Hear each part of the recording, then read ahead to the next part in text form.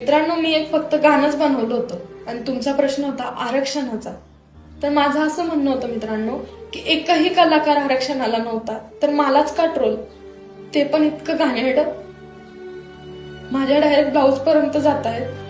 मी सर्वांना फोन लावले ट्रोलचे व्हिडिओमुळे की माझी मदत करा दादा, खूप घाण व्हिडिओ बनवतात ते.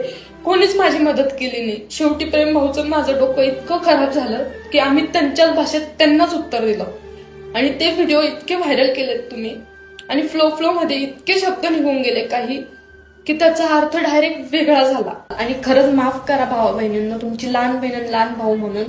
कारण की मित्रांनो, इतके घाणेरडे व्हिडिओ बनवत होते हे मुलं आणि इतक्या घाणेरड्या शिवाय देत होते. आम्ही त्यांना त्यांच्या भाषेत उत्तर देत होतो आणि ते रागाच्या भरात इतकं काय बोलल्या गेलं की आपल्या आदिवासी समाजाला धक्का लागला. तर खरंच माफी मागते मी तुमच्याकडं. एक चुकी माणुसकीसाठी माफ करावी ही अशी अपेक्षा करते आता तुमच्याकडून मित्रांनो. आम्ही शोला पण जातो ना मित्रांनो, आम्ही आदराने भेटतो आदिवासी लोकांना. आम्ही इतकी रिस्पेक्ट करतो त्यांची आणि ते इतके घाणेरडे शब्द बोलतायत आणि ते पोरं म्हणतायत की आम्हाला पेड प्रमोशन आहे. नेमकी पैसे कोणी दिले त्यांना बनवायचे ते पण आपण डिटेल काढू. मी सर्व व्हिडिओ यावेळेस इन्स्टाला अपलोड करणार आहेत.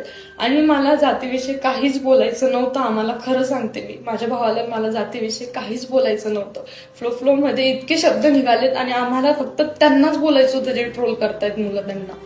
आणि माझा प्रश्न राहिला थूचा, तर मी थू आपल्या जातीवर नाही केलं. मी एवढं पण गिरू नाही शकत मित्रांनो की आपल्या जातीवर म्हणजे आदिवासी समाजावर मी थुकू शकते म्हणून.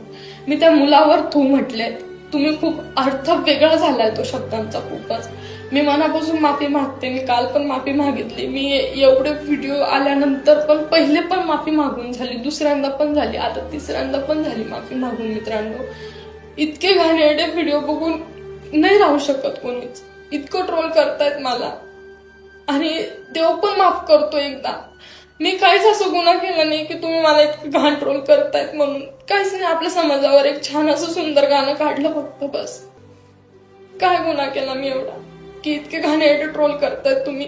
मी 5-6 दिवस शांत बसले, खूप घाण ट्रोल यायला लागले म्हणून प्रेम भावनेने मी शिव्या दिल्या. माझं एवढंच म्हणणं आहे मित्रांनो की असं नव्हतं करायला पाहिजे. आणि मी इतक्या घाणेरड्या शिव्या दिल्यात, मी जातीला नाही दिल्यात, त्या मुलांना दिल्यात. त्या मुलांचे तुम्ही व्हिडिओ बघितलेच, पहिल्यांदाच मी दाखवले तुम्हाला व्हिडिओ सर्व.